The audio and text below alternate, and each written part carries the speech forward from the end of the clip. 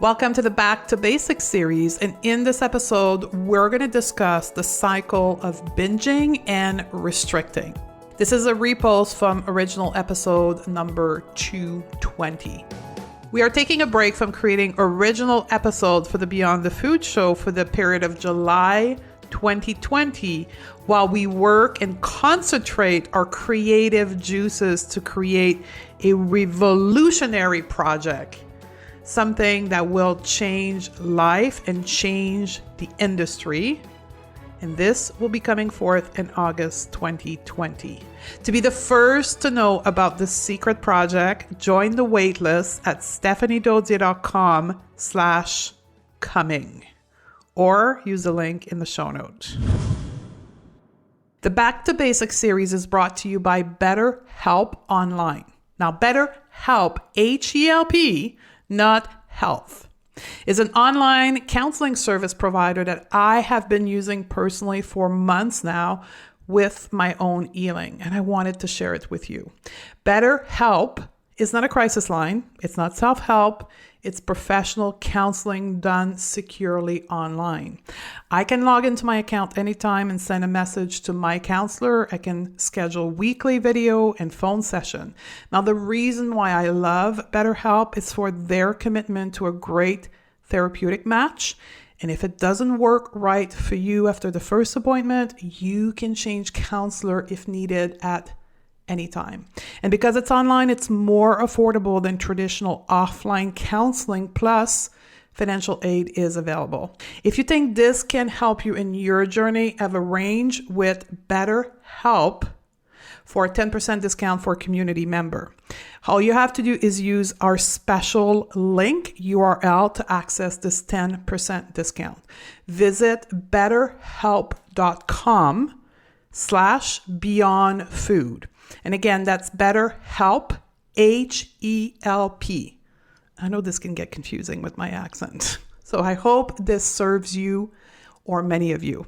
Ready? Let's do this.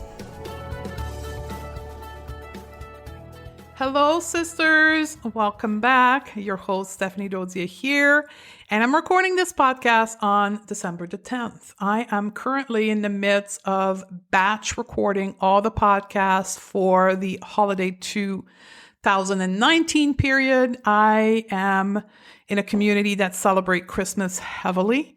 So I'm planning to take the 2 weeks off of that period of the year. So here I am, way ahead of myself, recording this podcast. Yeah, I'm in a mode. When you are an entrepreneur, you have to earn your time off by doing the work ahead of time. So this is where I am right now. But I wanted to take this opportunity before we get into the topic of binge eating to bring you up to pace on what's going on with our programs for the rest of the year, starting today.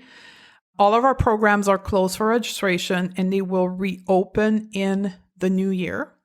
If you were interested in joining the Intuitive Eating Project, it will start registration on December the 30th for the public, and the live group will start January the 6th. If you're part of our community, watch for a 24-hour community pre-sale on December the 29th. If you're asking what the heck is the community, is when this is a digital community. So the way for you to be part of our community is to join our email lists, either by purchasing a program or by getting one of our free support tool. And then we join you into this community email list. And then we email you information about our programs and also just free education every so often. And for those of you who are part of our community, we do have a pre-registration that starts on December the 29th. It is both a pricing offer and also bonus offer for the Intuitive Eating Project. If you are interested in the Going Beyond the Food Academy, our most comprehensive program, it will reopen for registration January 27th. So more on that in the weeks to come. Now let's go on to the world of binge eating. And this question actually came from Instagram. early last week, I opened the Q&A box for topic for the upcoming podcast, and 3 out of every 4 question or topic requests was on binge eating.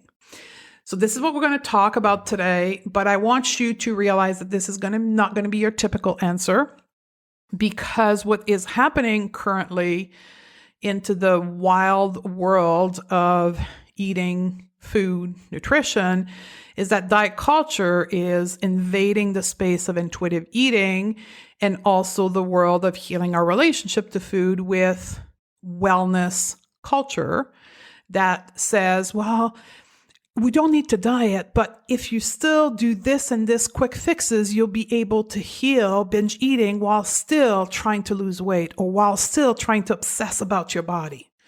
Right? I'm taking this funny voice because I'm mimicking diet culture talking to us. But so typically what you're seeing, if you Google like how to stop binging, there's going to be like quick fixes, stop restricting, or just breathe in the middle of a binge. And then all of a sudden your problem is solved. Band-Aid fix, quick fix, boom, right? This is not what we're going to talk about here, because that's not what I do. We are a support system that teaches you education and teaches you what's going on in your body and then gives you solution to those root causes. So that is the angle in which we're going to talk about binge eating here. We're going to talk about first education, understand the spectrum of eating behavior. We're going to talk about disordered eating versus eating disorder, overeating versus binge eating, and then we'll start giving you how to end binge eating and restriction and support to help you in your journey.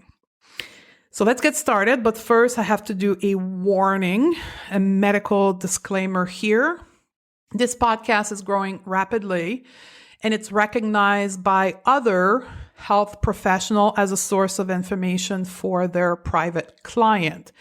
So if you are someone that has been diagnosed with an eating disorder or currently struggling with an eating disorder, this podcast is not aimed at treating your eating disorder or diagnosing an eating disorder. It is rather a simple source of information.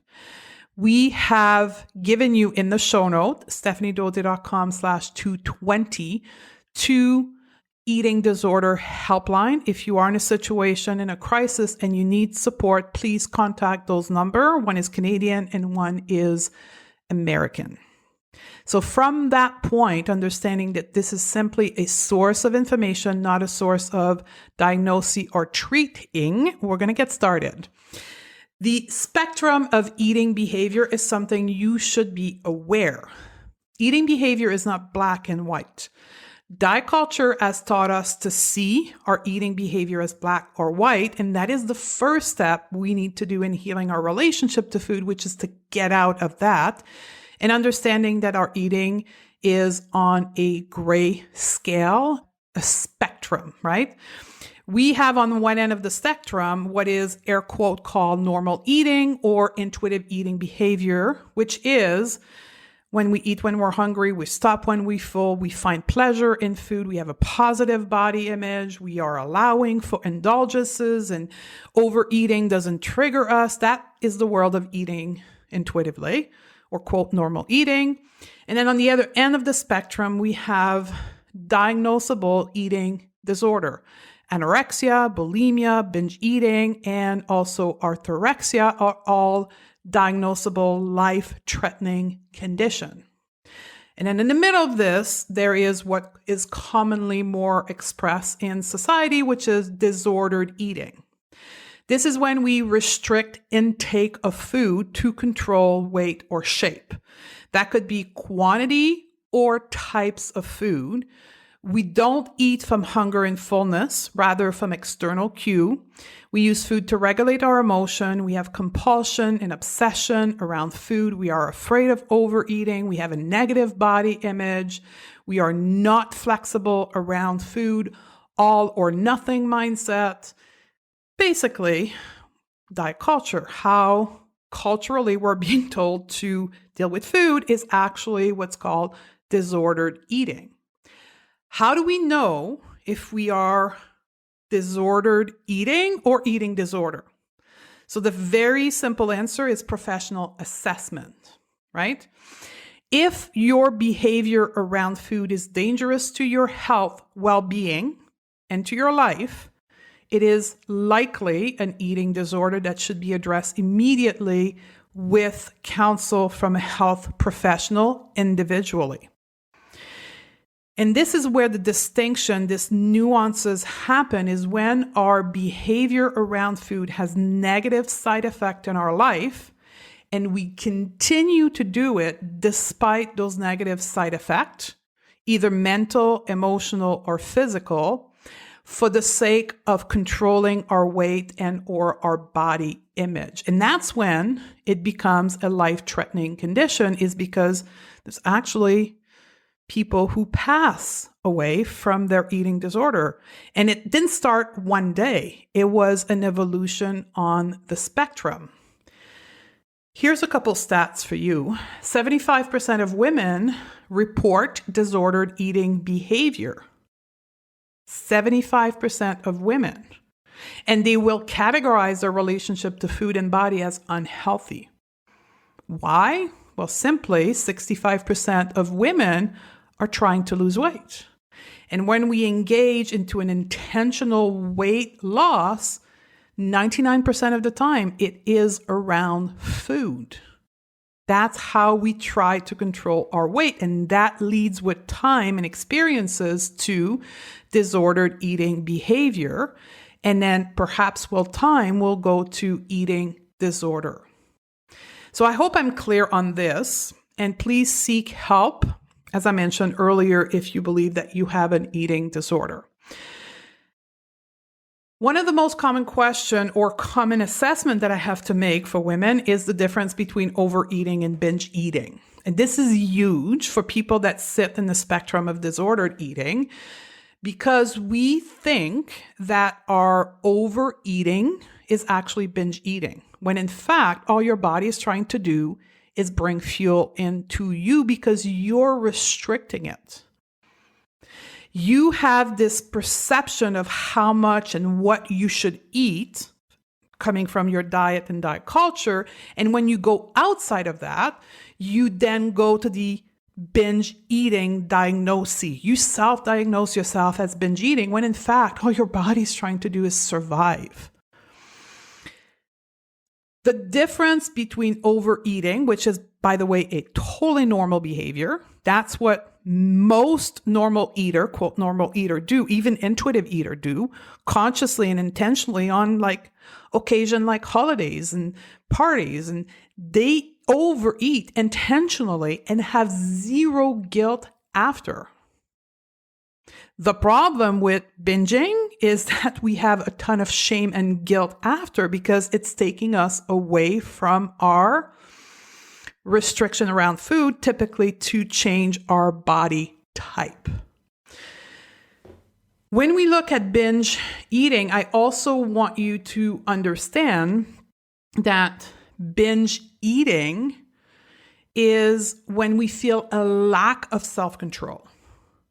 So binging is when we eat and we're out of control. We cannot stop the act of eating. Instead of consciously and intentionally eating 2 plates of Thanksgiving food, you actually are out of control. And most of the time when you binge, you are isolated and in secret. You don't want anyone to know.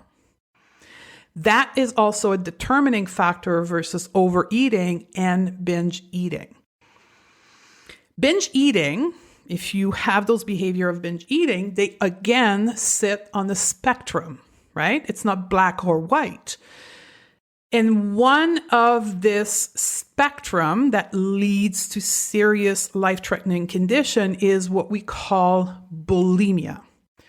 Bulimia is when you binge and then you compensate for the binged food in some way through purging, through usage of laxative, through diuretic, through fasting, or excessive exercise as a way of controlling the quote calorie intake. If this is you, you should seek counsel right away. Bulimia is life-threatening because of that compensatory behavior. So the phone numbers are in the show note. I am not going to address bulimia moving forward because this is something that needs to be addressed with counsel on a one-on-one basis because it is extremely dangerous. So from that place of not being bulimia, but being binging behavior, how do we go about ending the cycle of binging and restricting? Like anything else, as I mentioned earlier, you have what diet culture will propose to you as a band-aid and quick fixes, right? Because you also have to be aware, by the way, I was reading an article last week, intuitive eating will be the number one health trend in 2020. As I predicted almost 8 months ago, intuitive eating will be the top health trend. So guaranteed that diet culture will co-hope intuitive eating and will say to you, well, just lift off all the restriction and that you will automatically stop binging. BS. That's not the solution. Why? Because restriction is only a behavior. Restriction is not what we need to fix. And that's why simply lifting the restriction doesn't fix the issue at hand. It doesn't fix what is really, truly what's going on. So although restriction lead almost guaranteed to binge eating, it's not the problem that we need to address. We need to go a layer deeper. And that layer deeper is going to be in the emotional realm. What creates a behavior, right? When you start studying mindset, what creates the behavior is your emotion. That's what we teach in the academy. And if you want more on that, go to our self-coaching episode, somewhere around 203 or 204, I think. But go to that place. I'm not going to talk about this, but the fact is our behavior around food are created by our emotions. So if we want to stop the binging and restricting cycle, we need to go to that emotional layer. So from there, what sits in that emotional layer that causes us to binge eat? Number one is body dissatisfaction.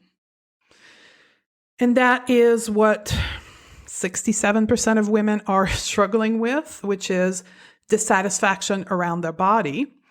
And diet culture has told us, okay, right, you're dissatisfied with your body, control your food intake, you're going to lose weight, and then you will be satisfied with your body, which we know to be untrue.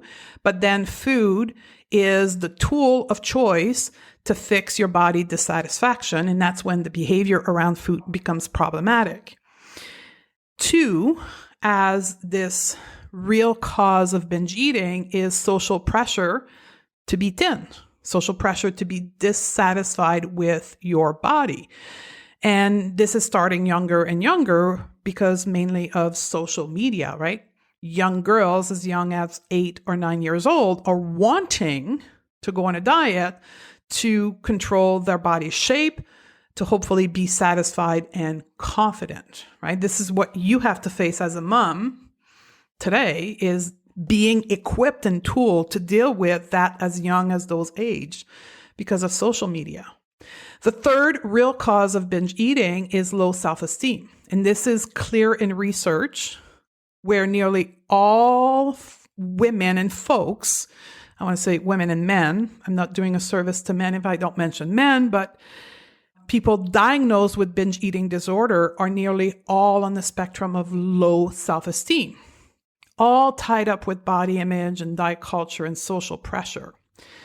Fourth real cause of binge eating is weight fluctuation, right? The more diets you've done in your life, the more fluctuation of high and low weight, the more you have risk of escalating to binge eating. That's my story, right? I did the low fat thing, the low calorie thing, the over exercise thing. Then I tripped over the world of real food, paleo, that didn't work, moved on to keto, that didn't work, moved on to fasting, and then it literally exploded in binge eating. The fifth real cause of binge eating is, again, history of extensive dieting.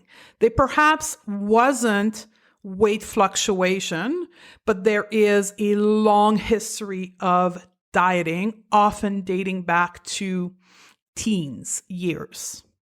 Sixth real cause of binge eating, and this is present in nearly everyone that have a presentation of binge eating, is difficulty to cope with negative emotion, what I call emotional intelligence. You do not have the skill set to cope with anxiety, stress, jealousy, anger, and you use food as a way of regulating your emotion. Food basically becomes a drug that you use to feel better because you have no idea how to cope with the negative emotion. And that is a societal problem. This is something that we're not educated in as youngster. And then we grow up using external tool, in our case in this community, using food to regulate our emotion. And that leads us to cause 7, real cause of binge eating, which is depression and anxiety, right? Syndromes of negative emotion, diagnosed as depression and anxiety, will often contribute to binge eating behavior. And then the 9th area that I want to point out is biological root causes. This is when we have genetic mutation or hormonal irregularities that will present itself into compulsion around food or food obsession or binge eating. Now, pause here. When I was first presented with this, when I did my research around binge eating, I went there. I spent thousands of dollars trying to get diagnosed with some kind of hormonal dysregulation, and I was searching for the magic pill that would fix my hormones so I would stop binging. It doesn't exist. Before any one of you goes out there, do what I was doing, it doesn't exist, okay? They could be help at a neurotransmitter level only when you seek one-on-one counseling from a specialist in eating disorder. However, know that will not take you away from doing the emotional work. You will have to do both together. The little, perhaps, neurotransmitter medication you may get will not solve your ability to cope with difficult emotion or will not solve body image dissatisfaction. You will still need to do this work. So I just want to caution everyone around that because I know a lot of you have a mindset that will get you there. Know that this could be a cause, but you need to be diagnosed individually for this. And then 2, you will still need to do the rest of the work. Which leads me to then, what the heck is the work do I need to do to stop the cycle of binging and restricting? I'm going to give you 4 blocks of work because I'm trying purposely to not call them steps, but it's 4 blocks of works for area you need to look into. Number 1, radical acceptance. Acceptance that you are using food to regulate your emotion, and you need to learn to regulate your emotion differently. Acceptance that you have a poor body image, and you need to learn tools to regulate your body image. 3, nobody can come and save you. You need to do your work. You need to take responsibility for yourself. And this is where the work around love versus fear comes in. You need to shift, likely with the help of someone, from fear to love, right? So when we look at binge eating, are you listening to this podcast right now as a hope to stop binging so you can stop gaining weight or you can finally lose weight? That is a fear process. You need to move in radical acceptance towards love. You want to do this work so you can feel better independently of what's going to happen to your external body. You need to do this from a place of love. That's a big mindset shift. The second block of work you need to work on is emotional intelligence. You need to learn to regulate your emotion without external element. In our case, food. You need to understand how your mind works because your mind is the cause of your emotion. And you need to work through your thinking, your mindset, so you can then regulate your emotion without using food. Third block of work, mindfulness. You need to learn to be present to your life and present to your eating. Now, caveat here. What I'm seeing happening right now is diet culture is telling you, here's how to stop a binge eating. I'm going to take my little voice, okay? All you have to do is to be mindful in the middle of a binge, and that is going to magically stop the binge. Wrong. You cannot learn mindfulness in the middle of a binge. This goes against any mindfulness teaching. Mindfulness is something that you learn outside of the addiction, the problem area. You learn to practice mindfulness when you are okay. So when you're not okay, you can then bring that tool into your situation and help you regulate that situation mindfully. And yes, mindfulness, if you practice mindfulness in the middle of a binge episode, it will reduce and perhaps stop the binge. But you need to be able to do it outside first and then bring it in the binge event. You cannot start being mindful in the middle of binge. Okay? That's the third block of work. Learn mindfulness outside and then gradually bring it into your relationship to food. Fourth block of work is reconstructing your relationship to food using intuitive eating. So in the same way that you constructed a diet mindset, restriction, relationship to food, when you learn to diet, you need to undo this and reconstruct your relationship to food in an intuitive manner. And that's where the framework of intuitive eating comes in.